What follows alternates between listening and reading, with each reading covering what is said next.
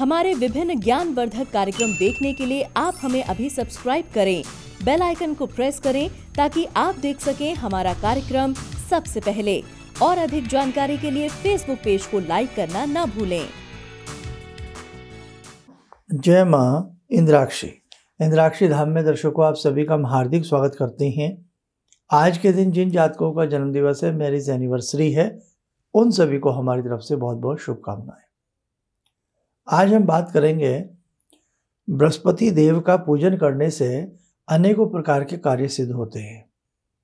बृहस्पति देवताओं में भी पूजनीय है, विद्या के स्वामी हैं, संतान की प्राप्ति कराते हैं अर्थात आशीर्वाद देते हैं, प्रमोशन, नौकरी लगना, बहुत सारी चीज़ों में हमें बृहस्पति देव की कृपा चाहिए।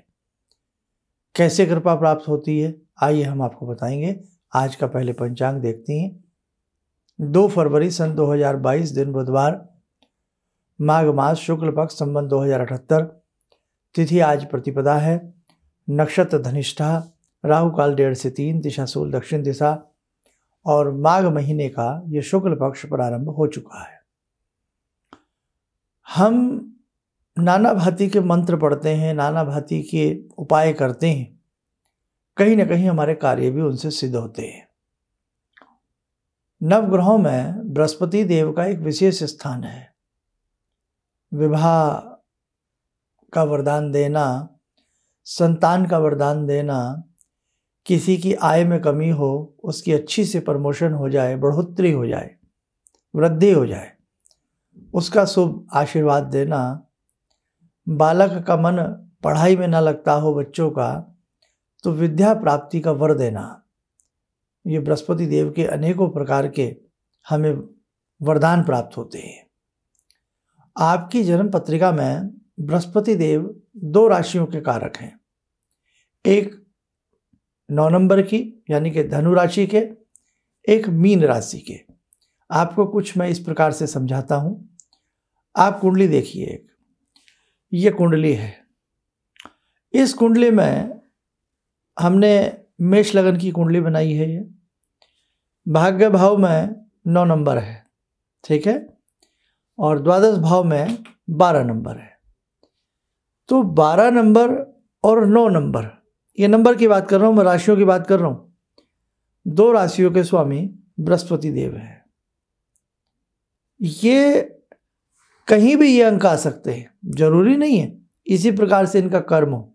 एक कुंडली और देखिए, ये कुंडली आपके सामने है। इस कुंडली में हमने सिंह लगन बनाया है, ये सिंह लगन की कुंडली है। अब देखो इसमें 9 नंबर कहाँ है, इसमें देखो 12 नंबर कहाँ है, तीर का निशान देखे जा रहा है। तो 9 नंबर यानी कि 9वीं राशि कौन सी होती है? धनु राशि होती है। अब धनु राशि कुंडली के किसी भी भाव में आ सकती है। मीन राशि कुंडली के किसी भी भाव में आ सकती है, जहाँ पे एरो का निशान जा रहा है ना, मीन राशि पे और आपके धनु राशि पे।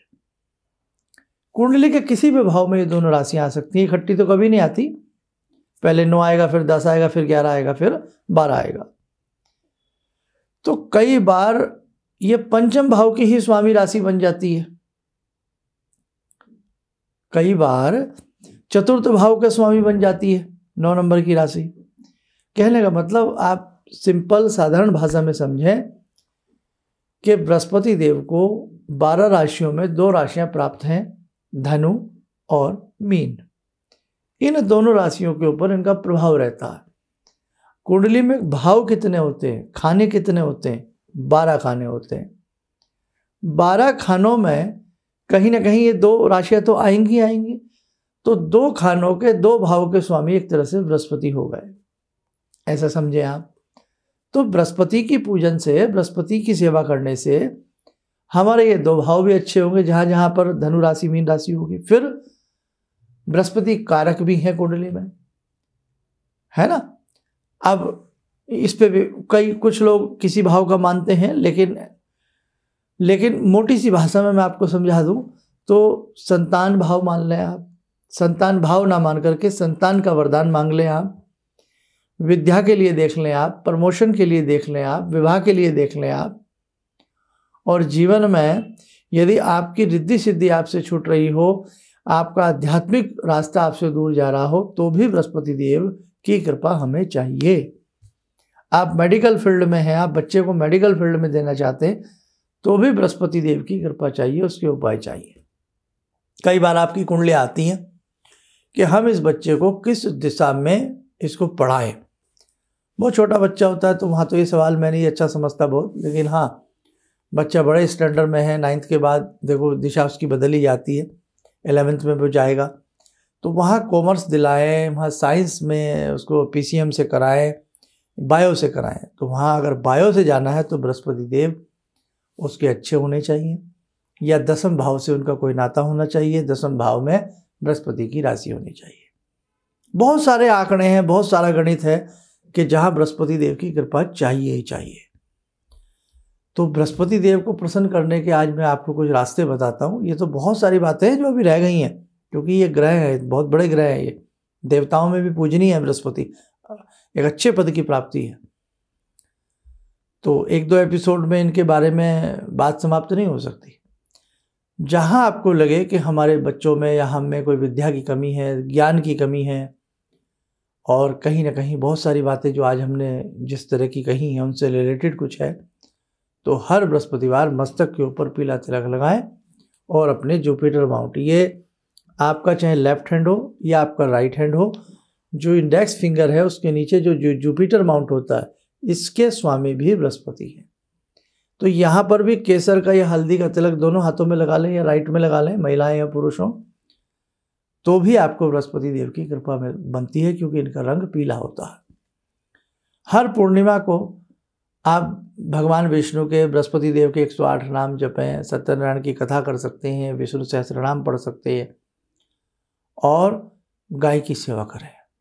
गौ की सेवा करने से भी बृहस्पति प्रसन्न होते हैं, ध्यान रखना ये बात हमारी। और वृद्ध सन्यासी की सेवा, वैसे तो सन्यासी सबकी हम सेवा करें, लेकिन देखो वृद्ध आदमी की सेवा करना, वो वृद्ध मैन वुमेन कुछ भी हो सकता है, और वृद्ध सन्यासी हो, उसकी सेवा करने से भी बृहस्पति प्रसन्न होते हैं, आप ध्यान रखें। और वैसे भी जो व्यक्ति वृद्धावस्था में चला जाता है उसको सेवा की ज़रूरत भी होती है, तो हमें ये सारी बातें ध्यान रखनी चाहिए। बृहस्पतिवार के दिन अपने बच्चों को पीला तिलक लगाएं। बृहस्पतिवार के दिन अपने बच्चों के हाथ से पीला फूल, पीली मिठाई, पीला फल भगवान विष्णु के श्री चरणों में अर्पण करवाएं। बृहस्पतिवार के दिन मकई की 2 रोटी बनावें या हल्दी डाल करके 2 रोटी बनावें, पक्षियों को डाली जावें या गाय को खिलाई जाए। विष्णु सहस्त्र नाम, बृहस्पति के 108 नाम, बृहस्पति का बीजात्मक मंत्र ओम ह्रीं ब्रह्म बृहस्पतये नमः, या ओम ह्रीं बृहस्पतये नमः, या ओम ग्राम ग्रीम ग्रौम सह गुरुवे नमः, या बृहस्पतये नमः, एक ही बात है। तो अनेकों बृहस्पति के बीजात्मक मंत्र है, और इसके साथ साथ किसी भी सन्यासी को या किसी भी बुजुर्ग को या किसी भी आध्यात्मिक वेत्ता को पूर्णिमा के दिन या बृहस्पतिवार के दिन धार्मिक ग्रंथ देना बहुत अच्छा रहता है। तो गुरुवार का दिन वैसे भी मेडिकल साइंस के लिए भी अच्छा है। बहुत ऐसे पुराने वैद्य हैं आज भी, और पहले तो अक्सर बृहस्पतिवार के दिन ही वो छुट्टी किया करते थे। उस दिन वो भगवान धन्वंतरी का पूजन किया करते थे, विष्णु भगवान का पूजन किया करते थे, क्योंकि धन्वंतरी जो हैं ये आयुर्वेद के प्रदाता हैं। जब अमृत कलश निकला, 14 रत्न निकले, तो श्वेत अमृत कलश लेकर के भगवान धन्वंतरी उत्पन्न हुए। उन्होंने, भगवान धन्वंतरी ने यानी कि आयुर्वेद को उत्पन्न किया, और अमृत का कलश उनके हाथ में था। तो कहने का मतलब अमृत क्या है ना। तो बृहस्पति की पूजा करने से भगवान विष्णु की पूजा हो जाती है, और विष्णु जी की पूजा करने से तो भगवान बृहस्पति देव की पूजा हो जाती है, भगवान धन्वंतरी की पूजा हो जाती है। ये आप समझ के चलें। तो आयुर्वेद के प्रदाता हैं। अब आज के समय में देखो ना किस प्रकार से आयुर्वेद ने हम सबको सुरक्षित किया। काढ़े हम बहुत लोगों ने पिए, कोई तुलसी का काढ़ा, कोई किसी चीज़ का। तो देसी दवाइयों में तो पूर्णतः असर है, बस उनका बशर्ते उनका हमें नॉलेज होना चाहिए, उनके बारे में पता होना चाहिए। और भगवान धन्वंतरी के रूप में ही हम धन त्रयोदशी का पर्व भी मनाते हैं, दीपावली से पहले जो आता है। तो मेरे साधकों, भगवान विष्णु का पूजन बहुत अच्छा होता है, इसे आप जरूर किया करें। और एक चीज़ और बताएं, जैसे हमने कहा वृद्ध की सेवा, बुजुर्गों की सेवा से बृहस्पति प्रसन्न होते हैं, ऐसे ही गुरु की सेवा, जिनसे भी आपने गुरु मंत्र लिया है, गुरु दीक्षा ली है, उनके प्रति श्रद्धा भाव जगा के रखिए, प्रेम जगा के रखिए, एक आस्था जगा के रखिए। गुरु व्यक्ति नहीं, गुरु शक्ति होता है। गुरु उम्र से नहीं तकाजा गुरु का निकलता, गुरु गुरु होते हैं।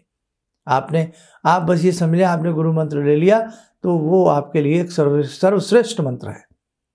तो गुरु का मंत्र जपने से भी भगवान विष्णु, बृहस्पति देव, धन्वंतरी देव, गुरुदेव प्रसन्न होते हैं। गुरु की सेवा से भी आपके बृहस्पति का उच्च स्थान प्राप्त होता है आपकी कुंडली में। तो आज हमने जो कुछ ये चीज़ें आपको बताई, आप करिए, हमें पूर्ण विश्वास है कि आपको अच्छे लाभ की प्राप्ति होगी। आइए मेरे साधकों, समय हो चला है जब भगवान गुरु की ही हमने बात की है। आइए भगवान विष्णु का हम 2 मिनट के लिए ध्यान करें। ओम करारविंदे न पदारविंदम मुखारविंदे विनिवेशयन्तम वटस्य पत्रस्य पुटे शयानं बालामुकुन्दं मनसा स्मरामि, बालामुकुन्दं मनसा स्मरामि।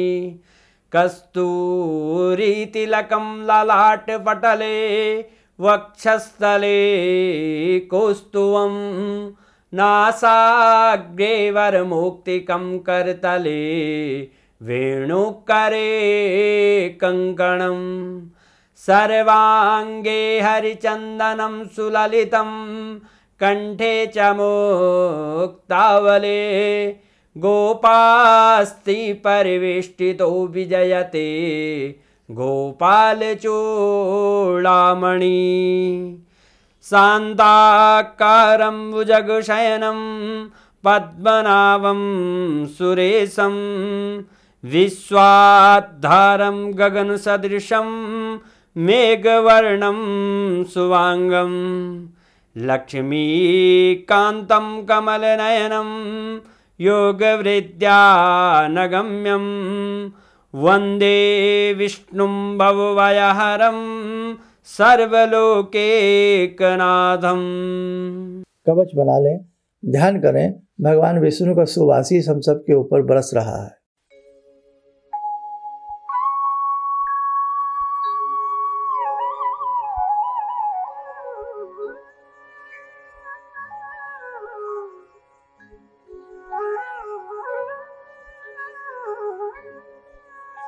ओम बोलते हुए नेत्र खोलें, सामान्य हो जाए। देखो साधकों, जिन जिन साधकों की वैदिक जन्म पत्रिकाएं उनकी या उनके बच्चों के बनने के लिए आई हैं, हम शीघ्र से शीघ्र भेजने का प्रयास कर रहे हैं। और जिनकी 114 मुखी गौरी शंकर शिव परिवार रुद्राक्ष हैं या अंबिका यंत्र हैं, मंगल विसा यंत्र हैं, जो जिसके लिए तैयार हो रहा है, शीघ्र से शीघ्र प्राण प्रतिष्ठा करा करके हम भेजने का प्रयास करेंगे। बस आप यूं ही प्रेम और धैर्य बनाए रहें। आप स्वस्थ रहें, सुखी रहें। इन्हीं शुभकामनाओं के साथ हम अपनी वाणी को विराम देते हैं। जय माँ इंद्राक्षी। ये अनुभव मैं अपनी पत्नी के बारे में शेयर करना चाहता हूँ आप लोगों से। मतलब उनकी जॉब चली गई थी किसी रीज़न के कारण, मतलब कुछ प्रॉब्लम आ गई थी, तो इन्होंने कुछ मंत्र जप करने के तरीके बताए थे कि मंत्र जप करना है और इस तरह करना है। उससे बड़ा ही चमत्कार हुआ और एक काफ़ी अच्छी बहुराष्ट्रीय कंपनी में उनकी जॉब लग गई। तो ये मतलब एक मंत्र ही ऐसी साधना है जिसमें आप डायरेक्ट भगवान से जुड़ते हो और भगवान से आपकी कम्युनिकेशन होती है। किसी भी समस्या के समाधान के लिए मिले प्रसिद्ध हस्तरेखा एवं वास्तु विशेषज्ञ प्रोफेसर धर्मेंद्र शर्मा जी से। नोट: शिविर में भाग लेने हेतु एवं व्यक्तिगत रूप से मिलने के लिए कॉल करने का समय सुबह 10 बजे से शाम 6 बजे तक।